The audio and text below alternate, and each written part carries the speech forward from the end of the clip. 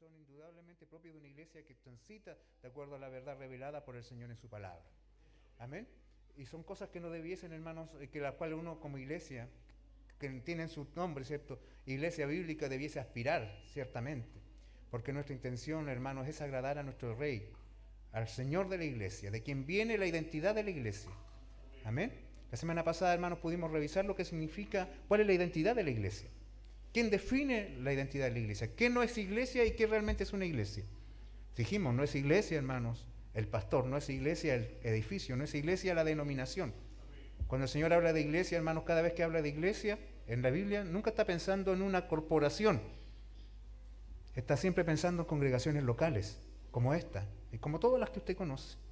Nunca el Señor pensó, hermanos, en que una iglesia fuera un emprendimiento empresarial, o que se construyera en base, hermanos, a la expropiación de las propiedades que los hermanos de las congregaciones locales con esfuerzo levantan. El vínculo es el amor, el vínculo es la verdad. No, hermano, una escritura firmada. Y por lo tanto nosotros tenemos que ir a las escrituras y allí encontrar, hermano, la definición de identidad de iglesia. Y una vez que nosotros ya tenemos claro qué es la iglesia, debemos entender también qué es lo que el Rey de la iglesia espera de su iglesia. Así que hoy día, hermanos, vamos a ir al texto que está en 1 de Timoteo, capítulo 3, del versículo 1 hasta el 7 vamos a leer hoy.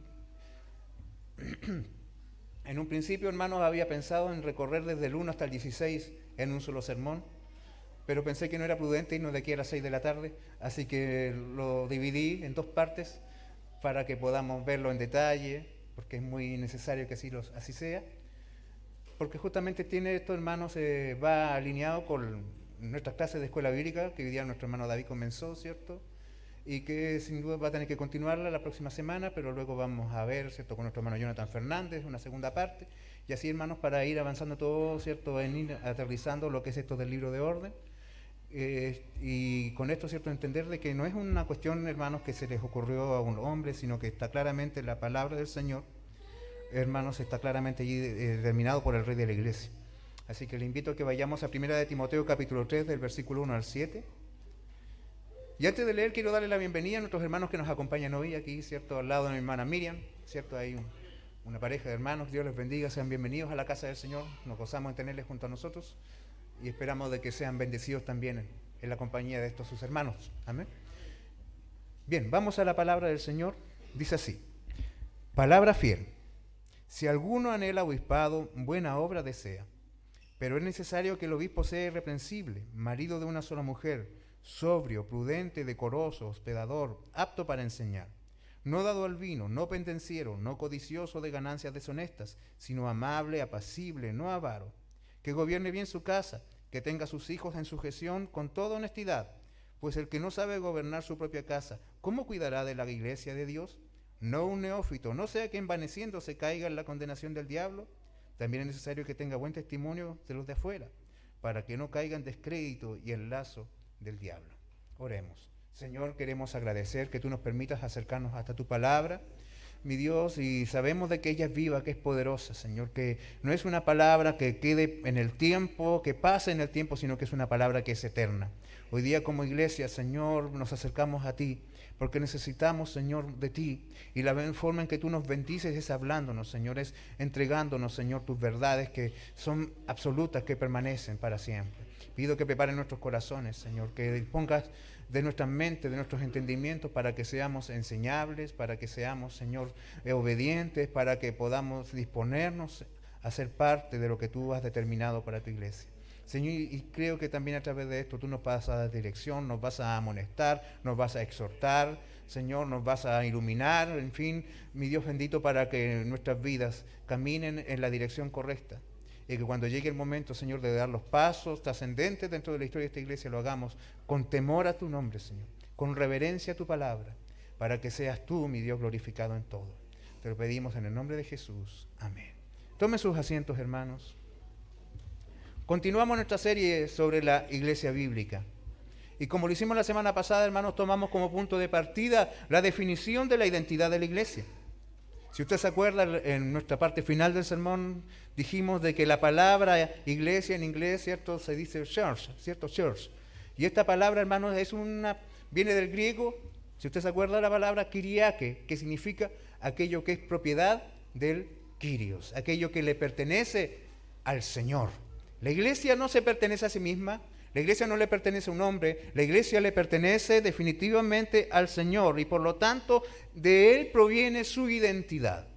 ¿Quién es Cristo, hermanos? Sabiendo quién es Cristo, sabemos quién somos nosotros. Cristo es la cabeza de la iglesia. Amén. Y la iglesia es su cuerpo. Y por lo tanto esto significa que la iglesia es amada por Cristo. Como el esposo ama a su esposa, Cristo ama a su iglesia. La iglesia está unida a Cristo. La iglesia recibe vida de Él. Y es definida completamente por Cristo. Esas fueron las principales conclusiones que trajimos del sermón de la semana pasada. Ahora, hermanos, al llegar a este punto de que solo Cristo tiene el derecho, hermanos, de definir su iglesia, entendemos que este derecho es un derecho monárquico. Él es el rey de la iglesia. El rey, hermanos, que gobierna su iglesia en un sentido absoluto. Y por lo tanto, Él como rey puede determinar cómo la iglesia ha de conducirse a través de los tiempos hasta que Él venga por ella. Esto entonces, hermanos, nos hace necesario que avancemos al siguiente paso, hermanos, que nos proveerá quizás una visión más bien pastoral acerca de lo que nuestro hermano David nos está exponiendo acerca de esa parte tan importante del libro de orden que se trata acerca del gobierno de la iglesia. El sistema de gobierno de la iglesia, hermanos, no es una imposición humana, es algo que claramente el Señor lo dio, porque sabemos que el Señor tiene autoridad sobre la iglesia. Ahora, cuando nosotros hablamos de esta autoridad que Cristo tiene sobre su iglesia, sin duda es lógico preguntarse cómo ejerce esa autoridad. En términos prácticos, cómo esto se llega a concretar. Y por eso, hermanos, es importante que consideremos la palabra del Señor. ¿Por qué? Porque lamentablemente la historia de la iglesia, hermanos, está llena de malos ejemplos del ejercicio de la autoridad. Hemos sabido de deshonestidad en el uso de los recursos económicos de la iglesia, de abuso de poder de los que están en el liderazgo, de actitudes orgullosas, de descuido en los deberes pastorales, de desprolijidad en la predicación, de ignorancia en la doctrina y de inmoralidades, hermanos, cometidas por aquellos que han sido llamados a ser ejemplos de la grey. Sin duda, todas estas cosas, hermanos, son contrarias, son un atentado directo al propósito que Cristo tiene para su iglesia. Cuando alguien, hermanos, en el liderazgo descuida o no tiene claro lo que se demanda en la palabra acerca del ejercicio de su función, hermanos, sus acciones van en contra directa de lo que Cristo hizo por su iglesia. Hermanos, cuando Cristo muere por su iglesia, Él se entregó por ella. Así dice Pablo en la epístola a los Efesios. ¿Lo hizo para qué? Para presentarse a sí mismo una iglesia gloriosa que no tuviese mancha ni arruga ni cosa semejante, sino que fuese santa y sin mancha. Y cuando los hombres, hermanos, atentan contra esto, sin duda están yendo, hermanos, atacando directamente la obra expiatoria del Señor. El Señor nos ayude. Y esto, hermanos, es algo que está claramente definido en las Escrituras, porque el Señor, hermanos, tiene una meta para su iglesia. El Señor ha fijado un estándar para su iglesia. El Señor ha definido hasta dónde su iglesia debe alcanzar.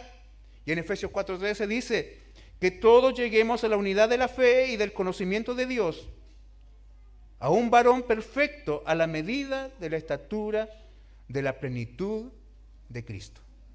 Es la meta de la iglesia. ¿Se acuerda usted que podíamos decir, yo ando en el auto con un par de luces encendidas y el auto va a andar? Pero eso no significa de que la experiencia al manejar sea excelente. Yo tengo que preocuparme de que no haya luces encendidas en el tablero, porque no podemos conformarnos con que simplemente, bueno, funciona, por lo menos funciona. Hermanos, podemos conformarnos y decir, bueno, la cosa hasta aquí ha funcionado, pero hermanos, la idea es que nosotros digamos, queremos honrar a Dios, no solamente que funcione. Amén. Queremos que la iglesia no solamente funcione, queremos que la iglesia glorifique a Dios en todo, porque fíjese usted la meta del Señor. No es que sea para algunos, sino que todos aquellos que están en la iglesia, todos lleguemos a la unidad de la fe. Todos lleguemos, hermanos, y avancemos en el conocimiento del Hijo de Dios.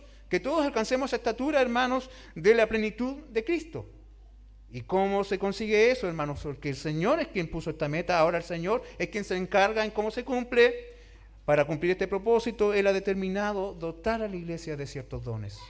Proveer a la iglesia, hermanos, de entre aquellos que Él salvó, de un grupo de hombres que sirvan en un liderazgo que cumpla y busque cumplir este propósito. Si nosotros retrocedemos de Efesios 4:13 a Efesios 4:11 y 12 leemos, y Él mismo, Cristo, constituyó a unos apóstoles, a otros profetas, a otros evangelistas, a otros pastores y maestros, a fin de perfeccionar a los santos para la obra del ministerio, para la edificación del cuerpo de Cristo. De estos dones, hay dones, hermanos, que son fundacionales, dones que Dios usó en una época determinada dentro de la historia de la iglesia para que ellos, usados por el Espíritu Santo, entregasen a la iglesia los fundamentos sobre los cuales la iglesia ha de continuar. Los apóstoles, los profetas y los apóstoles tuvieron un ministerio revelatorio que se cumplió, hermanos, cuando ya la Escritura fue entregada. Nosotros permanecemos en el ministerio de los apóstoles y profetas en la medida que nosotros, hermanos, consideremos la sola Escritura como nuestra regla de fe y conducta. Somos una iglesia apostólica porque creemos en la Escritura, no porque tenemos un apóstol en la iglesia. Los apóstoles actuales no son válidos, son ilegales, usurpan algo que no les corresponde. Son, hermanos, una anomalía. Es como un tumor, así como un absceso que apareció en la iglesia actual. No debiesen estar allí. Pero en cambio, hermanos, nos encontramos que existen otros ministerios que son permanentes para la continua edificación de la iglesia. Y entre ellos, hermanos, al final nos encontramos con estos pastores y maestros, que son no pastores y maestros, sino que el pastor y el maestro es uno solo. Por eso la continuidad es la idea. Porque el ejercicio del pastor es el de alguien que tiene que estar capacitado para enseñar, como lo veremos más adelante. Ahora, ¿cuál es el fin de esto? Hermanos, ¿para qué lo hizo? Para perfeccionar a los santos, para que la iglesia madure. Cuando hablemos de perfeccionamiento, no significa, hermanos, vidas que nunca se equivocan. Estamos hablando de vidas maduras. El Señor provee de estos ministerios para que la iglesia madure, para que la iglesia sea más como Cristo. Amén. El liderazgo de la iglesia, hermanos, por lo tanto, no debiese venir a ser ya a esta altura de la vida un tema secundario para una iglesia que quiere cumplir un estándar bíblico. No es algo menor, ¿por qué? Porque para su reino es algo secundario. Si a Cristo le importa, a la iglesia debe importarle. Amén. Porque ¿quién fue el que dio? ¿Quién instituyó? ¿A quiénes, hermanos, quién fue el que constituyó todas estas funciones? No fue Pablo, fue Cristo. Por eso esto significa que a Él le importa, a Él le interesa. Amén. Y Él hermanos, y Cristo se propuso reunir en una iglesia a aquellos hermanos que Él salvó con su muerte. Y los hizo, hermanos, una familia que será eterna. ¿Sabe usted de que nuestra familia, hablando de la iglesia, es una familia que trasciende la muerte? Entonces, por lo tanto, hermanos, no debemos considerar de que estas cosas son secundarias en importancia, son realmente importantes porque Cristo propuso eso para su iglesia. Toda institución humana, hermanos, desaparece en el mundo y no trasciende a la eternidad. Lo único que trasciende hacia la eternidad es la iglesia de Cristo. Amén. Y si Él se propuso, hermanos, hacer todo lo que hizo para que su iglesia sea lo que su corazón deseaba, hermanos, también Él dará los ministros que se requieren para esto. Él proveerá, hermanos, de hombres que ayuden a la iglesia a ser discípulos, a ser maduros, hombres que estén listos para cuidarla, para defenderla. La iglesia que entiende que debe madurar en su fe, se ocupará, hermanos, de someter su forma en que es gobernada a la forma que el Señor reveló en su palabra. ¿Por qué? Porque al final esto es un asunto del Evangelio mismo, ya que una forma de gobierno escritural, hermanos, una forma de gobierno conforme a lo que Cristo ha dicho en su palabra, librará a la iglesia del error, librará a la iglesia del mal testimonio y del abuso. El Señor ejerce su gobierno sobre la iglesia local. ¿A través de qué? A través de la misma iglesia que Él convoca. Él salva a hombres y luego esos hombres son usados por Cristo para que Él ejerza su gobierno. Hermanos, la misma iglesia quien es convocada, hermanos, a llamar de entre sus filas a hombres idóneos que califiquen o que cumplan con las calificaciones dadas por el Señor en su palabra. Amén. Y por lo tanto, hermanos, sin duda nosotros que conocemos la historia, los que llevamos siempre aquí, sabemos de que nosotros hemos vivido un tiempo de reforma. Nuestra iglesia se reformó. Hemos salido de una condición para avanzar y el Señor nos guió. Y somos hoy día la Iglesia Bíblica Gracia Soberana que ha vivido un tiempo de reforma. Y que también, hermanos, pacientemente ha vivido un tiempo de transición para completar este propósito de ser una iglesia bíblica. Y paso a paso hemos invertido tiempo en ir haciendo las cosas de una manera ordenada, en amor, porque la verdad siempre tiene que ser manifestada en amor. Amén. No podemos decir que es la verdad y aquí se terminó y cortemos cabeza. No, porque eso, al carecer de amor, simplemente, hermano, es crueldad. La verdad siempre tiene que ser en amor.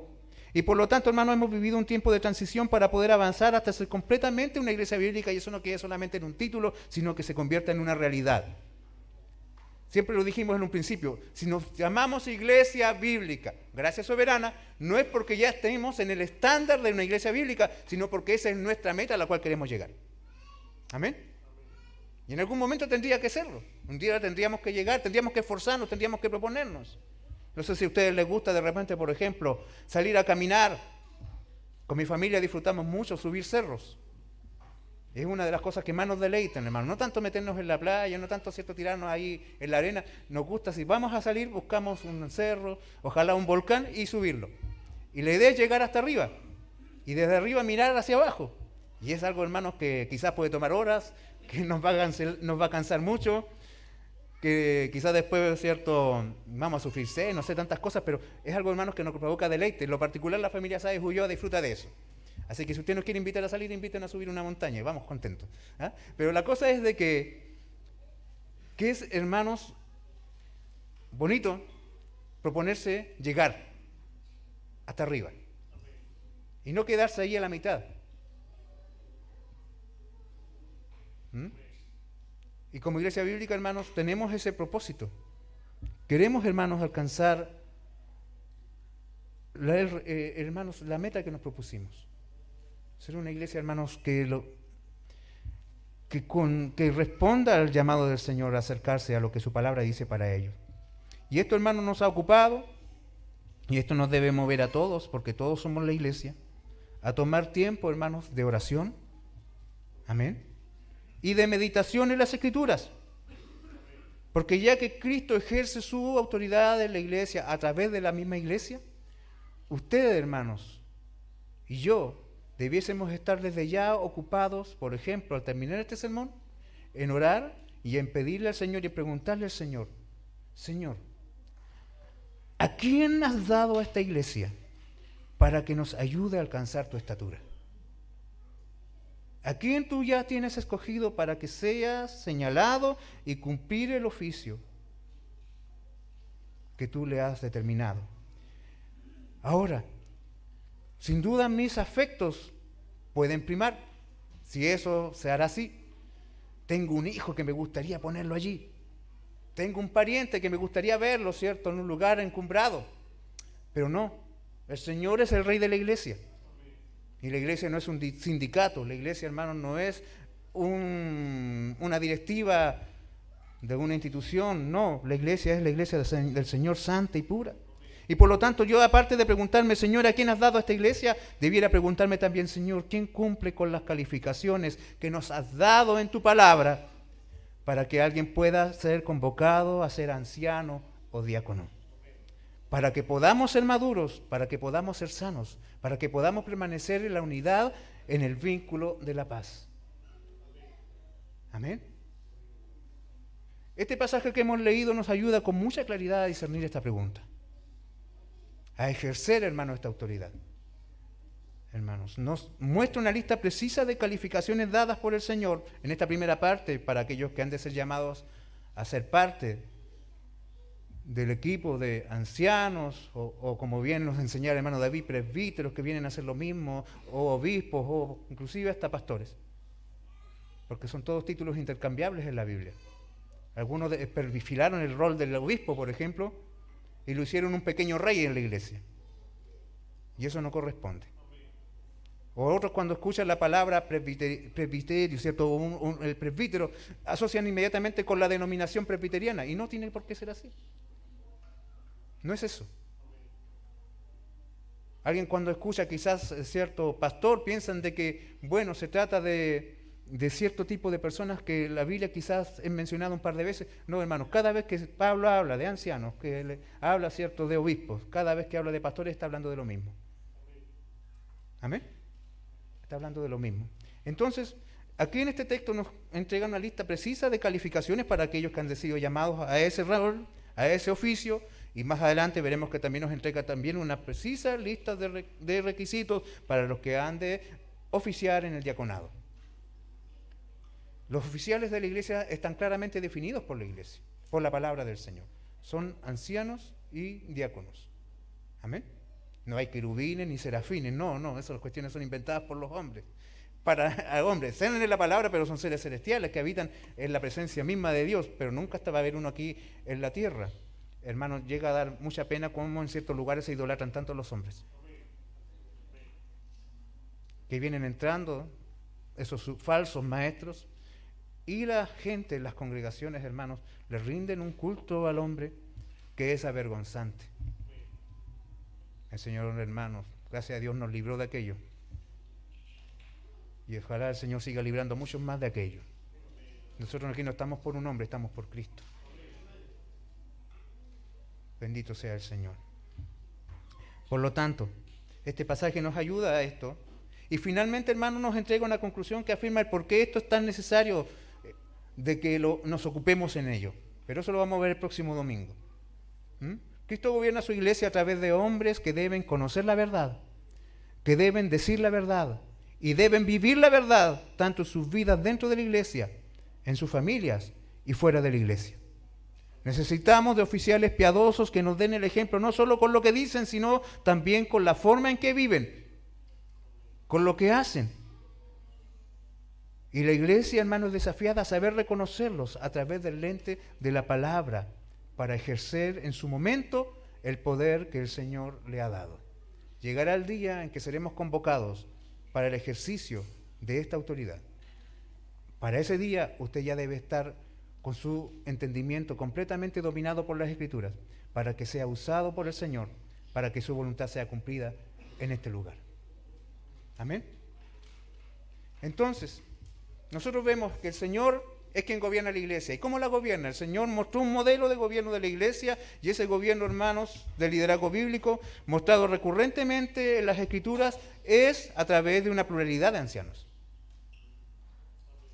Hay momentos en la historia de una iglesia donde quizás eso no es posible, pero llegará el momento, hermano, en que el Señor va a proveer, y cuando el Señor provea va a haber que avanzar. Amén. Es importante que el liderazgo de la iglesia, hermanos, no descanse pesadamente sobre los hombros de un solo hombre. En Hechos 14:23, un libro que ya lo terminamos de recorrer después de casi un año, ¿cierto? Vimos muchas veces estos ejemplos, vemos de que constituyeron ancianos en cada iglesia, habiendo orado con ayuno, los encomendaron al Señor en quien habían creído. Fíjese usted, siempre la palabra está en plural. Y solamente porque tomé este ejemplo, porque si no íbamos a alargarnos mucho en esta parte, pero usted, hermanos, libre de revisar su Biblia, recorrer, hermanos, por ejemplo, la misma serie del libro de Hechos, y se va a encontrar, hermanos, de que la expresión siempre está en plural porque son varios, no uno. Amén. Y así cada texto relacionado con el gobierno de la iglesia siempre se habla en plural al referirse a los ancianos. El término anciano en el griego se le conoce como presbítero y se usa, hermanos, de manera intercambiable para supervisor u obispo, que es la palabra que encontramos acá, que se traduce desde el griego, al griego como episcopus, que es de donde viene la palabra episcopal. ¿Se acuerdan? La conoce usted seguramente. Y también, hermanos, se usa el término pastor. Y para no aburrirlo, simplemente le diré pastor. ¿Por qué? Porque esa palabra, hermanos, es intercambiable con anciano, con presbítero, con supervisor, con obispo. Es la misma persona siempre. Amén. No es el obispo, el pastor, el anciano, y así la escalera va bajando en jerarquía como una pirámide. No, es algo horizontal. Amén. Un mismo título. Los ancianos son responsables de la supervisión espiritual de la iglesia. Y por eso en Hechos, hermanos 20-28, Pablo le dice a los ancianos de Éfeso: mirad por vosotros y por todo el rebaño en que el Espíritu Santo ha puesto por obispos para apacentar la iglesia del Señor, Y fíjese usted el énfasis de Pablo, la cual él ganó por su propia sangre. La iglesia es de Cristo y le costó su sangre y por lo tanto ustedes deben cuidarla con mucha diligencia. Mirad por vosotros, porque la obra no es menor. Estás cuidando a aquellos por quienes Cristo murió. Amén. Bendito sea el Señor. Vemos en Hechos 6, hermanos, que los ancianos deben dedicarse especialmente a la oración y al ministerio de la predicación. También son responsables de gobernar el cuerpo de la iglesia. En 1 Timoteo 5, 17 dice, los ancianos que gobiernan bien sean tenidos por dignos de doble honor. Cuando hablamos de gobierno, quizás genera anticuerpo esta palabra, sobre todo en la generación actual, que tiene muchos problemas con la autoridad. Usted se acuerda de los eventos ocurridos en nuestro país, ¿cierto? Hace un par de generaciones atrás, para una persona como nosotros, que éramos jóvenes en esos años, era impensable quizás levantarle la voz a la autoridad. O faltar el respeto, por ejemplo, a un policía, a un carabinero en la calle. Esta generación actual, hermanos, ha perdido aquello y vemos el caos. Vemos lo que significa eso. Pero el Señor, hermanos, como bien recordaba mi hermano Silverio, es un Dios de orden. Y de hecho Él manda que todo se haga decentemente y en orden. ¿Por qué, hermanos? Y para que eso se cumpla, Él instituye autoridades. Alguien que administra, alguien que gobierna. Pero ese gobierno no es como alguien que tiene señorío. No es como alguien que dice, esto es mío y yo aquí yo mando. Sino como alguien que sabe de que aquellos a quienes está gobernando son las personas por las cuales Cristo murió. Y eso limita cualquier ambición humana. Eso limita, hermanos, cualquier pecaminosidad que permanezca en el corazón del hombre. Muchas veces a mí me dicen, usted debiera ser más así, machacar y ser cortacabeza. Hermanos, lo que pasa es que yo fui llamado a pastorear. Y con el respeto de mis hermanos que ejercen el oficio, no a ser un carnicero. ¿Me entienden? Porque si no sería incompatible aquello. ¿Se imagina que, hermanos, un carnicero se encargara del rebaño? Al tiempo ya los tendría todas las ovejitas despostadas colgando, ¿cierto? En los garfios. ¿A dónde está tu iglesia? Aquí está, mira. ¿De cuál quieres? ¿Posta negra, posta rosa? No, hermano, no es eso. El Señor nos llama a cuidar la iglesia, no a filetearla. Amén. O sea, no quiere decir que los otro día cuando hablé del hijo pródigo, algunos dijeron, entonces, ¿por qué tú estás haciendo está mal? No, hermano, entiéndame en el contexto que lo estoy diciendo. Amén. Dios bendiga a nuestros hermanos que ejercen este trabajo y lo hacen honorablemente. Amén. Que entregan boletas, ¿cierto? Que tienen las pesas bien equilibradas y que el animalito está fresquito, ¿cierto? El Señor bendiga a nuestros hermanos. Muy bien. Así como a cada oficio, hermanos, todos son honorables. Amén. Y hagámoslo con respeto y con temor al Señor, donde sea lo que estemos haciendo. El punto está, hermanos, que el sistema de gobierno que el Señor muestra en su palabra tiene razón de ser. Presenta ventajas. Por ejemplo, la responsabilidad se comparte entre varios hombres.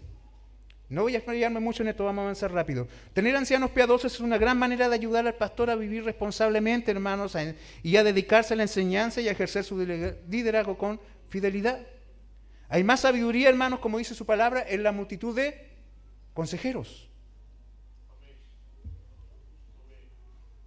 De repente, hermanos, a mí me pasa, llego con una idea súper buena a la reunión de diáconos, que es como funcionamos hasta el momento, pero un ratito me la aterrizan porque yo pensaba que era genial, pero no era tan buena. ¿Se fijan? ¿Y de dónde surge eso? De que hay una multitud de personas pensando que colaboramos para buscar el bien común.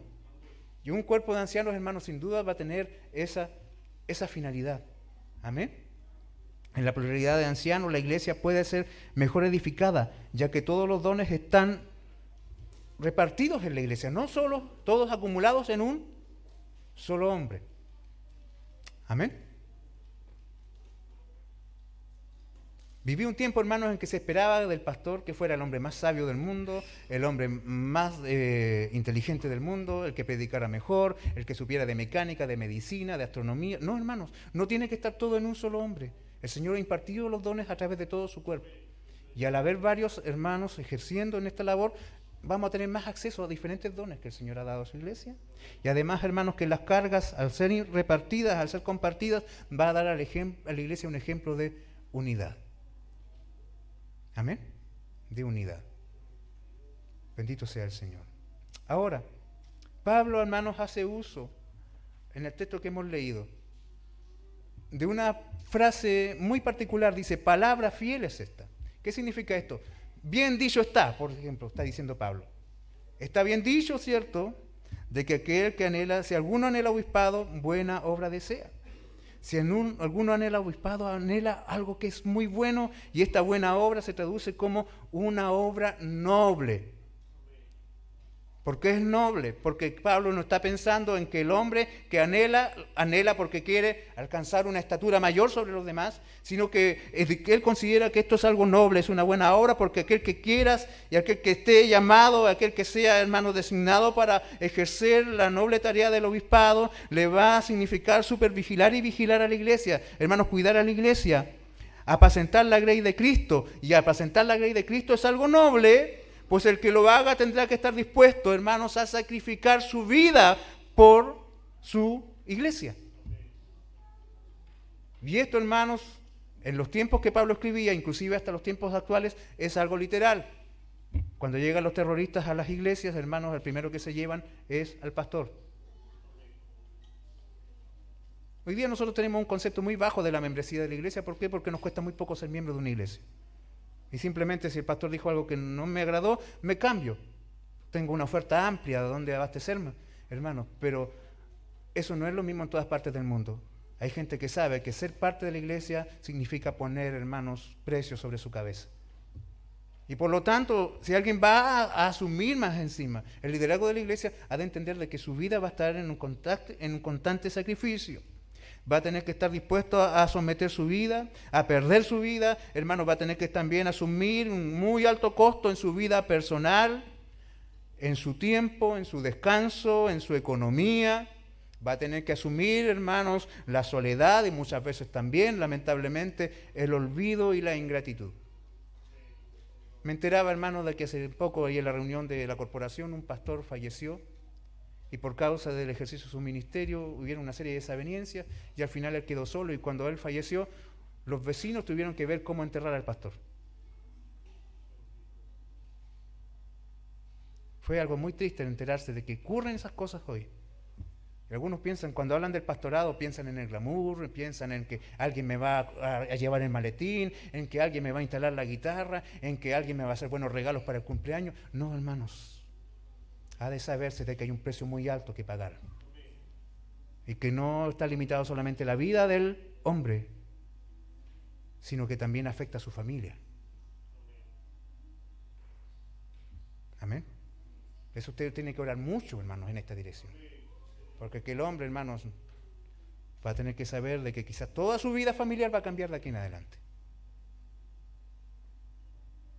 El Señor nos ayude. El obispo, hermanos, debe instruir a todas las ovejas con la fiel predicación de la palabra. Debe fortalecer a los débiles, proteger a los vulnerables, reprender a los obstinados, soportar a los difíciles. Así que si alguien anhela obispado, anhela una cosa noble, buena obra. No está pensando en la ganancia personal, no está pensando en el estatus, no está pensando en el glamour. Y por el mismo hecho, hermanos, de que es algo tan noble, no cualquiera puede asumir un oficio así. Y por eso Pablo detalla a Timoteo que cuando le corresponda a él, ¿cierto?, ordenar nuevos obispos o pastores o presbíteros o ancianos en la iglesia, debe considerar, hermanos, una determinada lista de requisitos. Si usted se fija, hermanos, esta preocupación de Pablo se ve en este pero que inicia el versículo 2. Es bonito, es bueno, sin duda es algo noble, pero es necesario, no es algo opcional. No es por si acaso, no es bueno si ya puedes saltarte ciertas partes. Es necesario que estas cosas se cumplan en la vida de aquel que hace de ser llamado. Y aquí entramos, hermanos, en una serie de requisitos que yo pudiese verlos clasificados, hermanos, en requisitos que son visibles ante la iglesia, visibles ante el mundo, relacionados con la familia del anciano, pero simplemente quise seguir el orden del texto, hermanos, porque si el Espíritu Santo inspiró a Pablo a escribirlo en este orden, yo creo que es más honesto respetar el listado de acuerdo a cómo está escrito. Sin duda usted ahí, yo voy a ir ayudando, iremos definiendo cuál requisito se trata de la vida personal, de la vida íntima, de la vida familiar. Pero hermanos, no es al azar, no es cualquiera, no es el que habla más bonito, no es aquel que pareciera que tiene más inteligencia, no es aquel que quizás, hermanos, tiene más recursos económicos. Tiene que ser alguien conforme a lo que el Señor dice en su palabra. Y usted tiene que adiestrar, tiene que entrenar en discernimiento, su capacidad de ver la vida, ponerse los lentes, hermanos. Disculpen, estos lentes, hermanos, a mí me permiten ver claramente. Si yo no los tengo, no veo claramente. Me los pongo, ahí veo claramente. Hermanos, si usted no pone las Escrituras como sus lentes, no verá claramente y va a equivocarse. Esa es la regla. Ese es el parámetro. ¿Amén? ¿Amén? ¿Y por qué no pone tal hermano? Sería excelente como diácono, hermano, pero que hay ciertas situaciones que lo descalifican. ¿Y por qué no pone tal hermano como anciano? Hermano, pero ¿cómo puedo poner ese hermano? Por poner un ejemplo, como anciano, ¿cómo podríamos considerarlo si ni siquiera su esposa lo acompaña a la iglesia? ¿Me entienden? El Señor nos ayude. En primer lugar, hermanos, vemos en el verso 2 que ese hombre ha de ser irreprensible. Cuando hablamos de esto, quizás pareciera que fuera el encabezado que se va a desglosar en cada uno de los aspectos que siguen más adelante. Y esto significa que aquel hombre que ha de ser considerado tiene, hermanos, una calidad de vida, tiene una calidad de carácter muy alta. Ser irreprensible significa que no se le puede levantar ningún cargo, ningún reproche en contra de algún aspecto de su vida. No hay, hermanos, ninguna conducta, tanto pública ni privada, que alguien pueda usar para acusarlo por causa de que es alguien íntegro. Cuando hablamos de integridad, hermanos, estamos hablando de esa calidad de carácter y de comportamiento que mantenemos inclusive aun cuando nadie nos ve. Todos somos íntegros, hermanos, delante de los jefes, delante de los hermanos, delante de la familia, pero cuando estamos solos se ve si somos realmente íntegros. Y partimos, hermanos, considerando esto. Ese hombre ha de ser irreprensible. Y enseguida, hermanos, sin duda, porque esto es extremadamente importante, se nos dice de que debe ser marido de una sola mujer. ¿Qué quiere decir esto, hermanos? Que el amor del anciano, de aquel hombre que va a ejercer la supervisión de la iglesia, solo es para su esposa. Es un marido fiel. Es un hombre que honra su matrimonio con pureza, que cumple sus deberes conyugales, hermanos, en todo sentido, amando a la iglesia, amando a su esposa como Cristo amó a su iglesia. Amén. Al punto, hermanos, de que no se debe exponer a ninguna situación ni ninguna relación extramatrimonial. Pudiésemos decir, hermanos, de que el pecado de la infidelidad matrimonial descalifica, hermanos, para siempre al hombre para ejercer el oficio del anciano. Proverbios 6, 32 y 33 dice: mas el que comete adulterio es falto de entendimiento. Y si ustedes se fijan, esto falto de entendimiento descalifica al hombre que ha de ser sobrio, equilibrado. Corrompe su alma el que el tal hace. Y luego añade: heridas y vergüenzas hallará, y su afrenta nunca será borrada. El adúltero no puede ser pastor. Y si se arrepiente, vuelve a la banca, pero nunca al púlpito como pastor. Y eso, hermanos, inclusive, si consideramos a Pablo, y aquí quizá alguien pueda debatir y considerar que este será un punto para debatirlo más adelante, está en su plena libertad. De hecho, hay muchos comentaristas que también piensan lo mismo. El hombre, hermanos, al momento de enviudar, no debiese estar pensando inmediatamente en segundas nupcias, hablando del anciano. ¿Por qué? Porque cada vez que Pablo recomienda un nuevo matrimonio, por ejemplo, lo hace por causa de la falta de dominio propio de las personas. Las viudas mejor cásense para que no anden pecando, así dijo Pablo. Pero eso es un consejo dado a la congregación. Y si usted analiza, hermanos, los padres de la iglesia, un par de siglos más adelante, decían de que toda persona, una vez que ha sido salvada, no debiese, hermanos, tomar segundas nupcias. Ahora, yo no estoy en contra, hermanos, en lo particular de que un hermano rehaga su vida. Pero estamos hablando aquí no de cualquier hermano de la iglesia, sino que estamos hablando de los que ejercen el pastorado. Amén. Amén. Así que, hermanos, entienda lo que le estoy diciendo con perfecta claridad. Alguien se dice: pero si él se divorció y es divorciado, ¿puede ser considerado como pastor? Hermano, yo le aseguraría o le pediría, mejor busca a los que han tenido una historia intachable de matrimonio. Porque hay más, son más. ¿Para qué buscar la excepción? Es como, cierto, escarbar ahí para encontrar de dónde encontrar algo para pelear. La Escritura nos dice claramente la dirección. Si hay hombres que han vivido siempre con su misma esposa y hay testimonio de que la ama, de que la cuida, hermanos, de que no tiene amigas íntimas fuera de su esposa, porque esa es una cuestión, hermanos. El adulterio nunca, hermanos, pasa así. por generación espontánea. Oh, ¿quién es usted, señora, que está aquí a mi lado? No, no es así. ¿Y usted, señorita, por qué está aquí en mi cama? No. Todo partió, hermanos, con una maquinación en la mente, en el corazón, que se consumó. Y por lo tanto, hermanos, aquel hombre que ha de querer ejercer, un hombre que ha de ser considerado, debiera, hermanos, tener solo por amiga a su esposa. Nunca mensajearse con mujeres extrañas. Tener, hermanos, confidencia.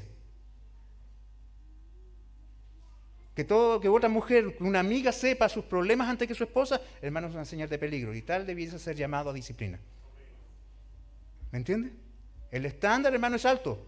¿Por qué? Porque si fuera para gobernar una empresa, hermanos, no sería problema.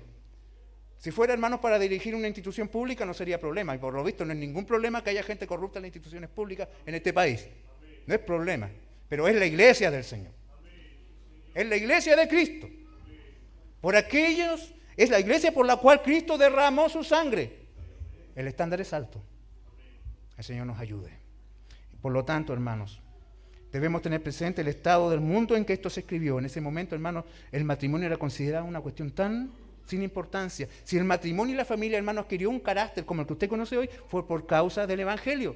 Hasta que el cristianismo entró en la historia, hermanos, hasta recién ahí la esposa fue honrada. La esposa fue considerada con respeto, los hijos fueron cuidados. Antes de que el cristianismo entrara, hermanos, en el mundo, judíos y griegos, romanos, persas, todos, hermanos, veían el matrimonio como una cuestión tan sin importancia.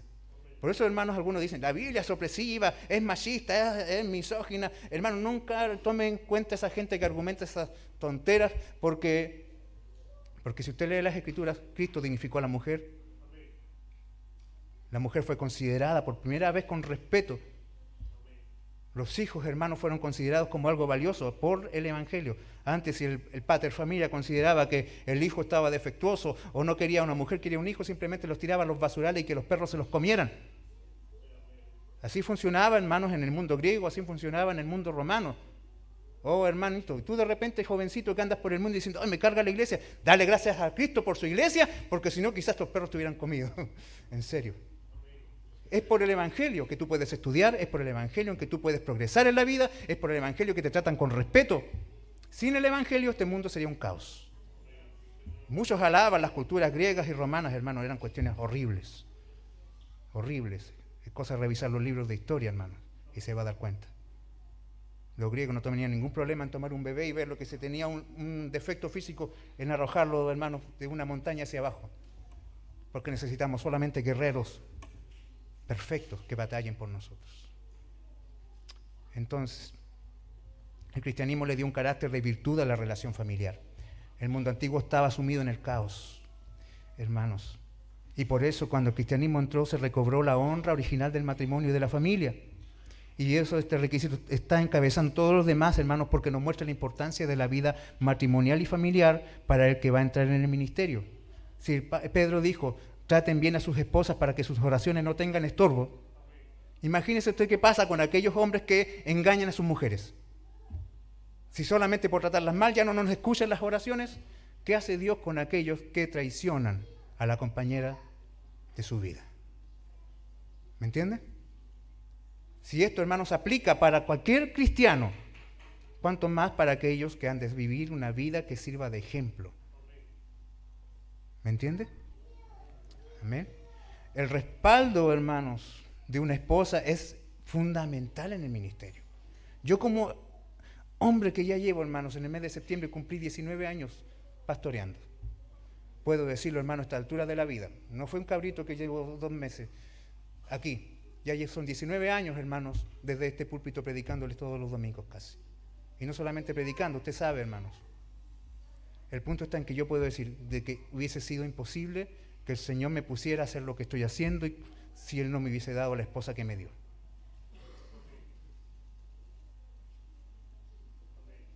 Así es, hermano. Y soy categórico en decirlo.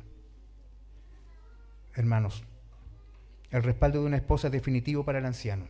Si ésta lo acompaña y lo respalda, le será, hermanos, si no lo acompaña y no lo respalda, le será, hermanos, imposible sobrellevar la carga del ministerio. Pero si ella está a tu lado, hermanos, se hace posible sobrellevar las adversidades del servicio. Hermanos, con tantas funciones que demandará, hermanos, tanto esfuerzo como el enseñar, como el discipular, como el practicar la hospitalidad, como el visitar, hermanos, como la consejería. Esas cosas son necesarias y son fundamentales que se hagan, pero son imposibles de hacerlas si no está nuestra esposa fielmente acompañándonos. Amén. Usted pudiese decir, bueno, el hermano se ve bien, pero la mujercita, ay, no más. No, no es así. ¿Me entiende? Y yo le aseguro que ningún pastor es buen pastor si es un mal esposo. El Señor nos ayude. ¿Se da cuenta de los requisitos? Y llevamos 2 nomás. Después nos dice que debe ser sobrio, prudente y decoroso.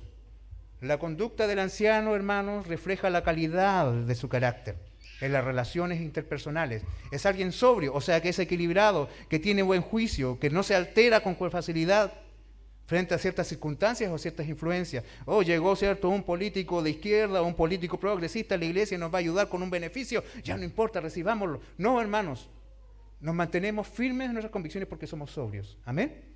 No nos vemos alterados porque vemos que podemos conseguir algo a nuestro favor.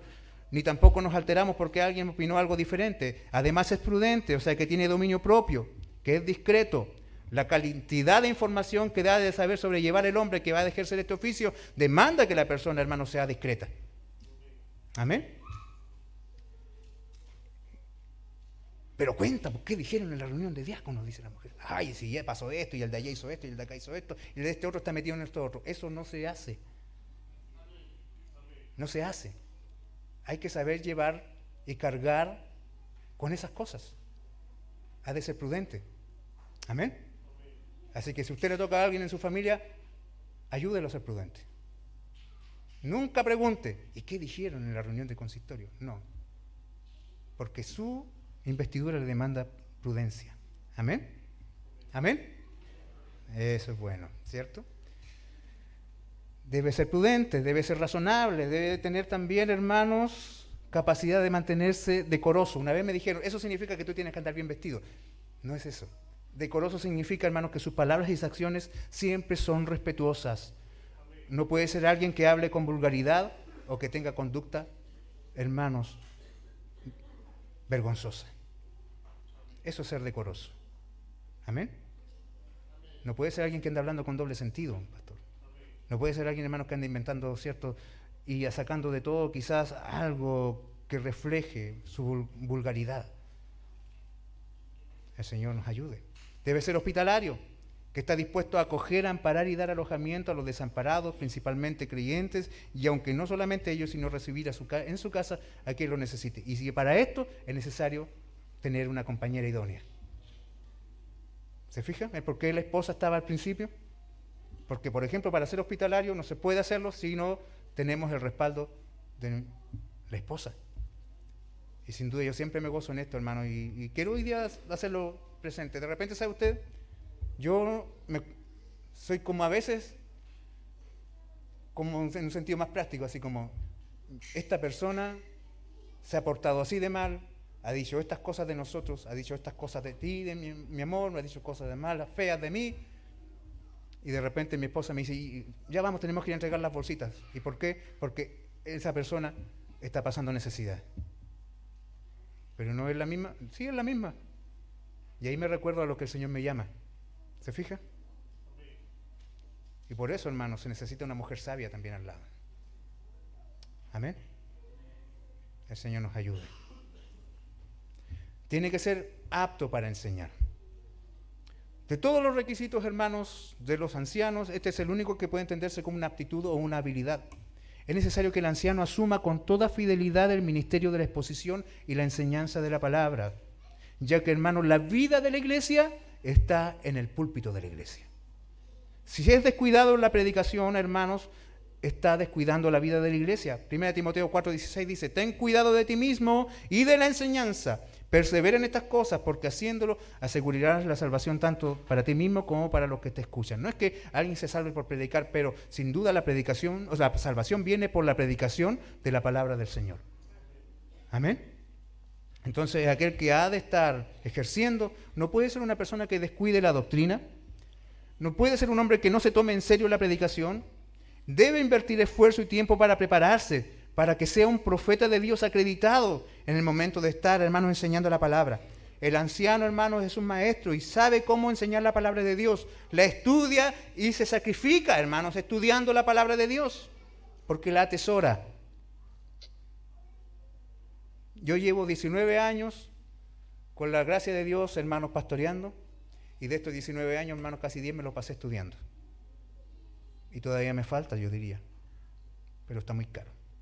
El punto está en que, hermanos, aquel hombre que ha de ejercer este oficio no puede ser alguien que desconozca la doctrina, que le dé lo mismo la doctrina. Pero ¿para qué meternos en problemas como eso? No, él debe atesorarla y debe verla como algo importante. ¿Por qué? Porque a lo que a nosotros nos une, hermanos, es la verdad. La verdad. Y la verdad es una sola y esta es la palabra del Señor. Y para yo, hermanos, conocerla, debo estudiarla. Amén. 1 Timoteo 5:17 dice: los ancianos que gobiernan bien sean tenidos por dignos de doble honor, mayormente los que trabajan en predicar y enseñar. Algunos dicen, ¿qué hace tu pastor? No, él solo predica. La palabra aquí dice, mayormente los que trabajan en predicar y enseñar. ¿Qué es esta palabra trabajar, hermano, en el griego? Es agonizo. O sea, hermanos, es un trabajo extenuante. Predicar el Evangelio con fidelidad es un trabajo extenuante. Si no, pregúntale a los hermanos del taller de predicación de los días martes, por medio. ¿Cuántos hermanos se les ha costado mucho, por ejemplo, practicar los principios de la predicación expositiva? Pero gracias a Dios doy porque se están esforzando. Y el ministro del Evangelio tiene que hacer esto todas las semanas, y a veces hasta 2 o 3 veces por semana. Entonces es un trabajo extenuante, agotador. Son noches, hermanos, que no se duermen. Son días que se invierten. Mi señora dice, mi esposo está estudiando, le dice a los chicos, no lo molesten, y cierran la puerta de la oficina y bajan el volumen de la tele y que nadie vaya y lo moleste porque le está preparando el sermón. Porque entiende, hermanos, lo que eso significa. Aquel que dice, no, yo en 5 minutos tengo un sermón, yo le diría, hermano, vaya, des un par de vueltas alrededor del mundo y vuelva, a lo mejor ahí está listo. Pero no está capacitado, porque ha de ser un buen maestro de la palabra del Señor, aquel que ha de ejercer esta función. Amén. Y si tiene que invertir, hágalo. Si tiene que estudiar, estudie. En un instituto, hágalo. En un seminario, mejor. El Señor nos ayude. Sin duda hubo un tiempo en que el Señor prescindió de todas aquellas cosas para que la iglesia se levantara. Pero hoy día los recursos están. Amén. Así que el Señor nos ayude. Después dice, no dado al vino, no pendenciero, no codicioso de ganancias deshonestas, sino amable, apacible, no avaro. Si usted se fija, estas son todas actitudes relacionadas con el comportamiento del anciano en relación con el mundo, con la gente de afuera. El anciano no debe estar atado a vicios ni a exponerse al consumo de bebidas alcohólicas, porque estas alteran, hermanos, el juicio y debilitan el testimonio del Evangelio. ¿Sabe usted que en los tiempos de Pablo era más peligroso tomar agua que vino? Porque las aguas normalmente estaban contaminadas, en cambio el vino había pasado por un tratamiento que aseguraba cierta calidad, inclusive hasta medicinal, pero acá Pablo inclusive está diciendo, hasta de eso es necesario que se priven. ¿Me entienden? El Señor nos ayude. Debe ser alguien sobrio, o sea, equilibrado, que tiene buen juicio, que no se ve alterado, hermanos, por las circunstancias o las influencias. Si le tocan la bocina al del auto de atrás, el pastor no puede salir a pelear. Si el gato del vecino pasó por tu techo, no puede salir con una escopeta a la siga del gato. Has de ser sobrio, ¿me entiendes? Debe ser prudente, tiene dominio propio y es discreto, y esto es algo absolutamente razonable, hermanos, porque tendrá que manejar cosas que demandarán, hermanos, prudencia, es decoroso, sus palabras, hermanos, y acciones siempre estarán en un lugar correcto. Hermano, debe estar siempre dispuesto a mantenerse libre de la violencia.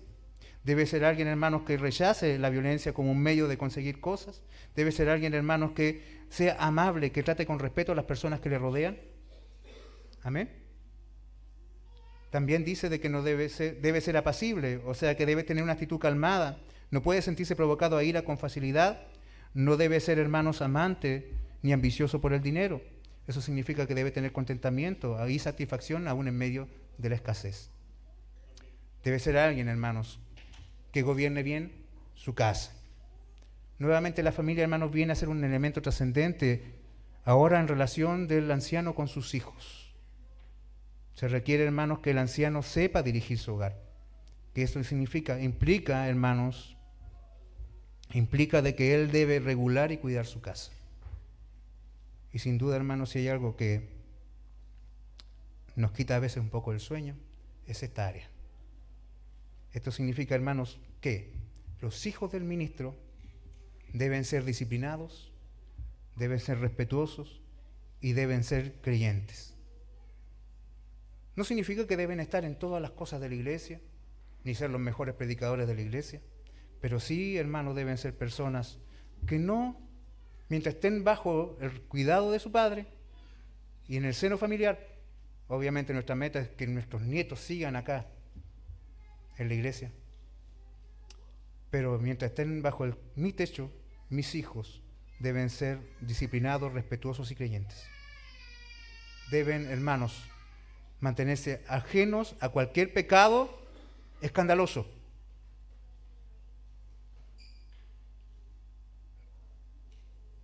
O sea, el pastor es un buen pastor, pero uno de sus hijos tiene vicios. Está descalificado. Pero se casó y se fue, podríamos conversarlo. Pero mientras conté con su núcleo familiar, sus hijos, y eso entiéndanlo los jóvenes. Entiéndanlo los jóvenes, los papás no están solamente allí para darles. Ustedes están allí porque son fundamentales en la vida de sus familias. Sé que muchos de repente experimentan ciertas inquietudes, pero tener inquietudes a rebelarse, hay varios pecados de diferencia. Tener conductas vergonzosas, exponer a tu familia al escarnio por causa de tus vicios, es algo que lamentablemente descalifica al ministro. El Señor nos ayude, hermanos. El Señor nos ayude. El anciano debe ser un padre que influencie con su fe a sus hijos y que los cuide con diligencia. Hermanos, la familia no puede ser descuidada por causa de la iglesia. 1 Timoteo 5:8, y este es un consejo dado a toda la congregación, dice: porque si alguno no provee para los suyos y mayormente para los de su casa, ha negado la fe y es peor que un incrédulo. ¿Cuántas veces yo he visto, hermanos, a padres que descuidan a sus hijos por causa del ministerio? Hermanos, si descuidas a tus hijos para servir al Señor, es porque no estás sirviendo al Señor. No hay mayor acreditación para un ministro que sus hijos sigan sus pisadas en la fe. Tanto así que si este punto no es cumplido, no se le puede confiar el cuidado de la iglesia. ¿Se fija usted en esa anotación que aparece después de este consejo? Si no es capaz de cuidar su casa, ¿cómo va a cuidar la iglesia? El Señor nos ayude. Esto sin duda, hermano, es fácil de cumplimiento. Tenemos hijos pequeños. A los 5 años, a los 10 años, a los 15 años, quizás algunos ya a los 13 años, hermanos, empiezan a rebelarse. El punto está, hermano, en que usted y yo debemos ver la importancia de lo que esto implica. El Señor nos ayude. Ahora uno pudiese decir: wow, menos mal que esto solamente es para los ancianos. Espera el domingo que viene. El Señor nos ayude, hermanos. Hijos en sujeción no significa el hijo que más predica, no. Hijo en sujeción significa, cierto, un hijo que respeta la fe de su padre, que no se rebela, que no apostata de la fe, sino que, hermanos, contribuye con su conducta para que el ministerio de su padre no reciba menoscabo. Amén. Luego termina diciendo: no un neófito.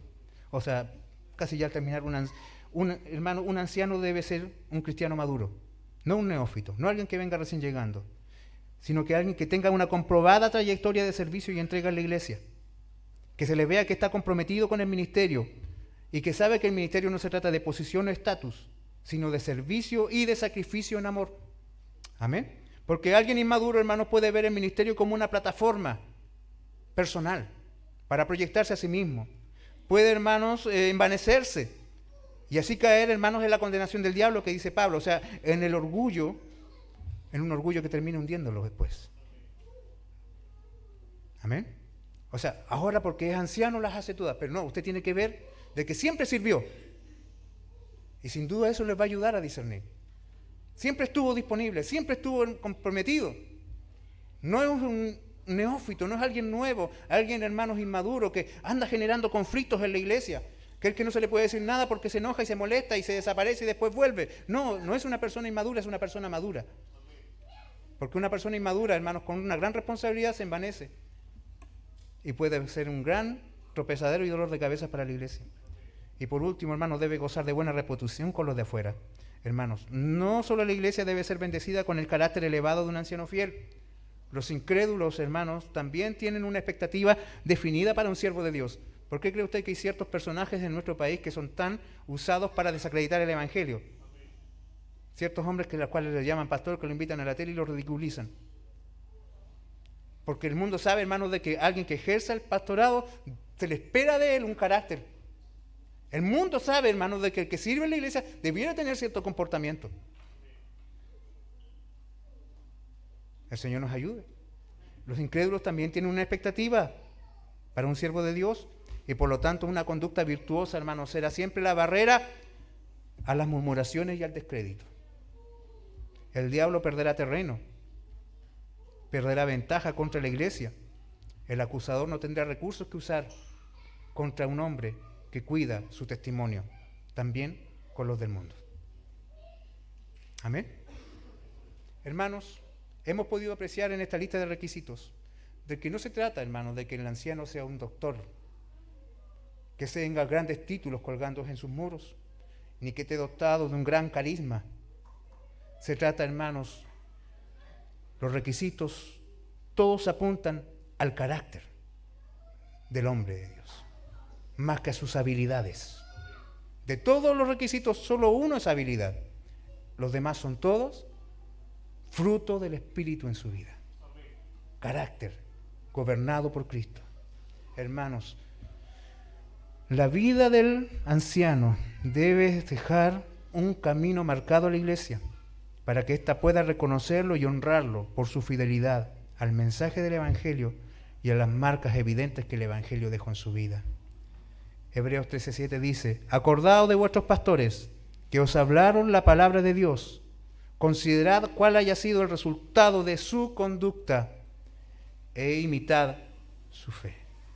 ¿Se fija? El resultado de su conducta es el ejemplo de vida. Cuando llegue el momento, hermanos, la iglesia deberá mirar a los varones que estén firmemente comprometidos con todo el consejo de Dios, que estén comprometidos con el mensaje del Evangelio y que en su vida, hermanos, en su vida esté presente la obra del Espíritu Santo. Amén. Para que aquellos que sean convocados a cooperar en la edificación de la iglesia de Cristo, hermanos, puedan un día presentarse delante del Señor. Porque una cosa queda clara, hermanos: usted rinde cuenta por su padre, un esposo rinde cuenta por su esposa, por sus hijos. Un pastor rinde cuenta por su esposa, por sus hijos y por todos los miembros de la iglesia. Es una carga muy pesada. Muy pesada. A veces, hermanos, mis noches de insomnio no son tanto por mis hijos como lo son por la iglesia.